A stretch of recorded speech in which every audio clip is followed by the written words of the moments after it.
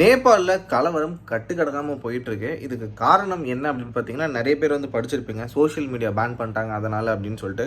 அதுக்கான உண்மையான காரணம் நேபாளில் இருக்க கரப்ஷன் அப்படிங்கிறது தான். ஸோ பல வருடங்களாக நேபாளோட பொலிட்டீஷியன்ஸ் வந்து அந்த நாட்டு மக்களோட டேக்ஸ்லேருந்து அந்த கண்ட்ரிக்கு வர ரிலீஃப் மணிலேருந்து எல்லாத்தையும் கொள்ளடிச்சிட்டு இருக்காங்க.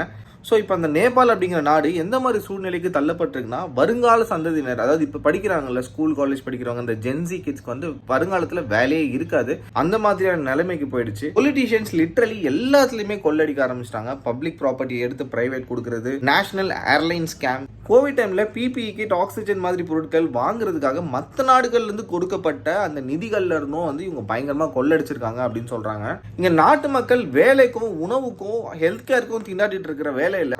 அரசியல்வாதிகளோட பசங்க ஃபாரின்ல லக்ஸரியான லைஃப் வந்து லீட் பண்ணிட்டு இருக்காங்க.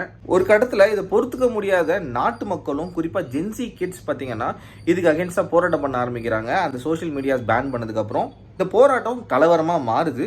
பொதுமக்கள் மேல டியர் கேஸ், தண்ணீரை பீச்சடிக்கிறது, இந்த மாதிரி விஷயங்கள்லாம் நடக்குது. கடைசியா நேபாள் அரசாங்கம் தன்னுடைய சொந்த நாட்டு மக்கள் மேலே தாக்குதல் நடத்துறாங்க, ஷூட் அவுட் பண்றாங்க. இதுல ஒரு 13 வயசு ஸ்கூல் பையன் உள்பட கிட்டத்தட்ட 20 பேருக்கு மேல கொல்லப்பட்டிருக்கிறதா சொல்றாங்க. நிறைய பேர் இன்ஜுரியா இருக்காங்க. ஸோ மார்டாலிட்டி கவுண்ட் வந்து இன்னும் அதிகமாகும் அப்படின்னு சொல்றாங்க.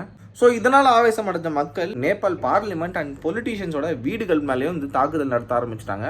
நேபாளோட பிரதமரோட உயிருக்கு இதனால் ஆபத்து இருக்கிறதுனால அந்த நாட்டோட ராணுவ தளபதி அவங்க பிரதமரான ஷர்மா ஓலியை வந்து ரிசைன் பண்ணிட்டு பாதுகாப்பு இடத்துக்கு போக சொல்லியிருக்காரு.